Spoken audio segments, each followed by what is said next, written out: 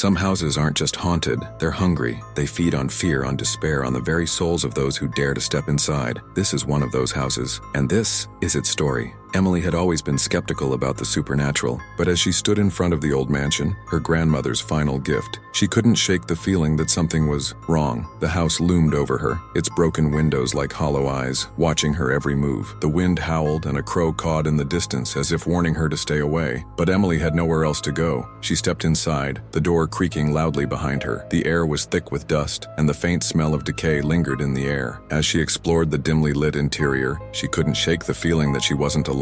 "Hello? Is someone there?" she called out, her voice echoing through the empty halls. There was no response, just the faint sound of whispers, so soft she almost thought she imagined them. But as she walked further into the house, the whispers grew louder, more insistent. "Emily," the voice called, sending a chill down her spine. She turned around, but there was no one there, just the shadows, stretching and twisting in the dim light. "This house is messing with me," she muttered, trying to shake off the unease. But deep down, she knew something was very, very wrong. That night, Emily sat in the living room, unpacking boxes by the light of a single lamp. The wind howled outside and the trees scratched against the windows like skeletal fingers. She pulled out an old photograph of her grandmother, standing in front of the mansion. The photo was faded, but the expression on her grandmother's face was unsettling, almost as if she was staring directly at Emily. "Creepy," Emily muttered, setting the photo aside. Suddenly, the lamp flickered and went out, plunging the room into darkness. "Great, just great," she said, fumbling for her phone. As she used the flashlight to navigate, she heard it again, the whispers. "Emily, stay with us." Her heart raced as she turned toward the sound. The whispers grew louder, echoing through the hallway.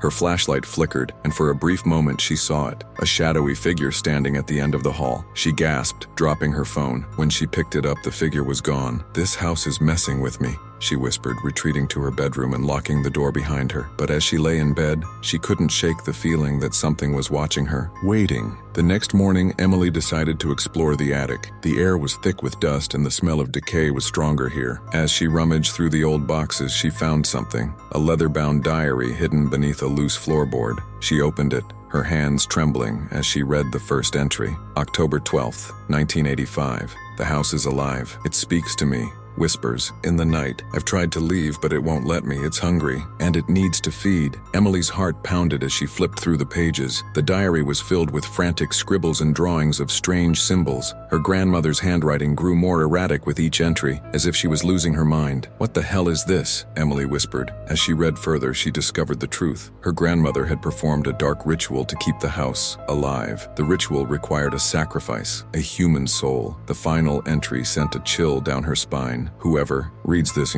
the house will come for you next. It's already too late." Suddenly, the attic door slammed shut. Emily jumped, dropping the diary. The room grew colder and the whispers returned, louder than before. "Emily, you're ours now." She ran to the door, but it wouldn't budge. The whispers grew deafening, filling her mind until she could barely think. She screamed, but no one could hear her. No one could save her. Desperate for answers, Emily ventured into the basement. The stairs creaked under her weight and the air was damp and heavy. She found a hidden door behind a stack of old furniture, her flashlight illuminating the dark, cramped space. Inside, the room was filled with photographs, dozens of them, each one more horrifying than the last. The faces of the previous inhabitants stared back at her, their eyes wide with fear. The walls were covered in the same strange symbols from the diary. "Oh my God," Emily whispered, her voice trembling. As she examined the photos, she noticed something. Each person looked more emaciated, more terrified than the last. The final photo was of her grandmother, her eyes wide with fear, her mouth frozen in a silent scream. "What did you do, Grandma?"